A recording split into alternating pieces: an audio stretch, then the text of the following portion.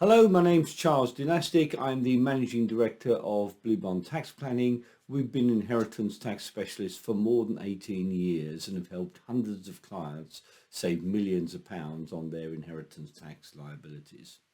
So today's video is around the subject of domicile and how it affects inheritance tax.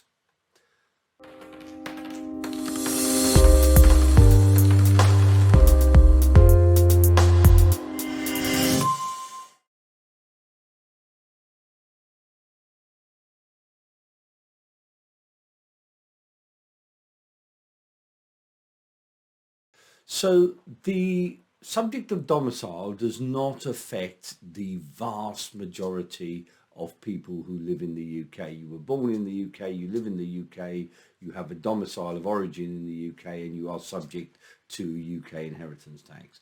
However, there are a number of people who have come into the country and have still not lived here for more than 15 years and therefore have not acquired what is called deemed domicile. So domicile and residence are not exactly the same thing. Residence is a relatively temporary situation which can change from year to year. You can be living in the UK one year and another country the next. And residence applies to income tax and capital gains tax, whereas your domicile status is only applied when there is a potential inheritance tax issues. So if you are born in the UK, you have a domicile of origin in the UK.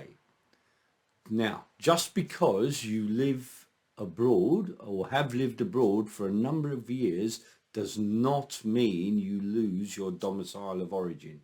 You actually have to go through a number of steps to do that. It is not an automatic process. So even if you've been living in America or Australia, Canada, wherever for 25 years, it doesn't matter. Your origin, your domicile of origin is still the UK, and you still potentially are liable for your worldwide assets to be liable to UK inheritance tax.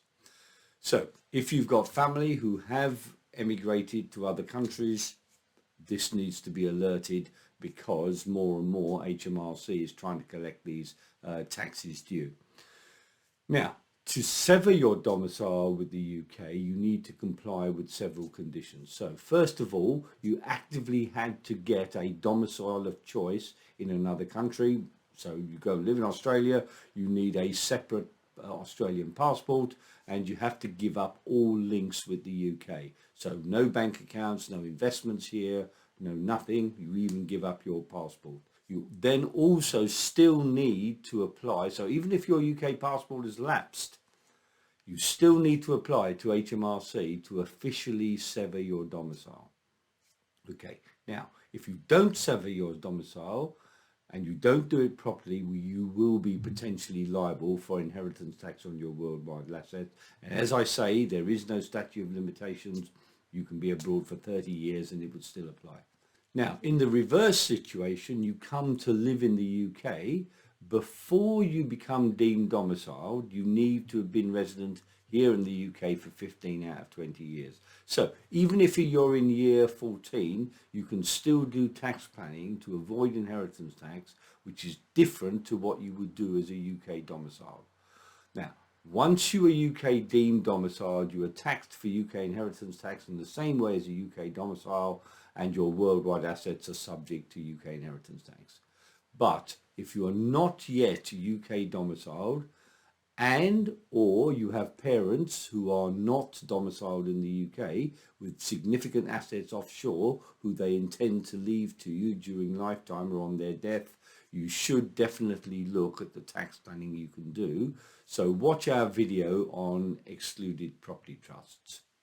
So an excluded property trust is a specific type of offshore trust which is set up in an offshore jurisdiction, Isle of Man, Cayman Islands, Jersey, wherever, Cyprus.